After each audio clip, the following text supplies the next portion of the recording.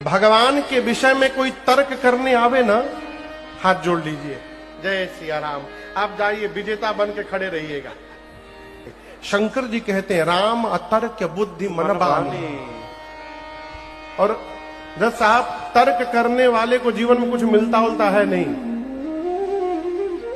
हमारे एक चाचा कहानी सुनाते हैं। एक लड़का ऑस्ट्रेलिया गया, मेलबोर्न तर्क शास्त्र पढ़ने, पढ़कर वापस घर आया। जब घर आया तो माँ तो नाचने लगी, मेरा बेटा आ गया। उसने जाकर पिताजी को प्रणाम किया, बैठा। माँ दौड़ कर गई और एक प्लेट में 2 पीस लड्डू ला करके पानी पीने के लिए दी बेटे को।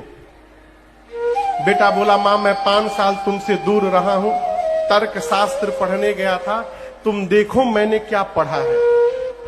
माँ बोली दिखाओ। बेटा पूछा माँ से, माँ ये कितने लड्डू हैं? माँ बोली कितने लड्डू? 2 लड्डू। बोले यही तो बात है, मैं तर्क से सिद्ध करूंगा ये 3 लड्डू है। अब माँ बोली कौन सा पढ़ाई तू पढ़ लिया? बोला देखिए मैं सिद्ध करता हूं, ये 1 लड्डू और ये। माँ बोली 2। बोली 2 1 कितना हुआ? माँ बोली 3 हुआ ना 3 लड्डू।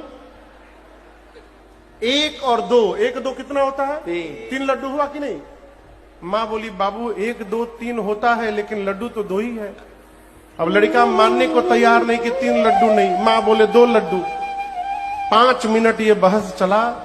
पिताजी बगल में बैठे थे, उठ कर आए, पत्नी को बोले भाग्यवान तुम गंवार की गंवार रह गई। बेटे का पीठ थपथपाए, शाबाश क्या अद्भुत पढ़ाई पढ़ा है मेरे बेटे ने, एकदम सही बोले। 3 लड्डू है। पिता 1 लड्डू अपने खाया, दूसरा लड्डू पत्नी को खिलाया। अब बेटे से बोला तीसरा तुम खाओ।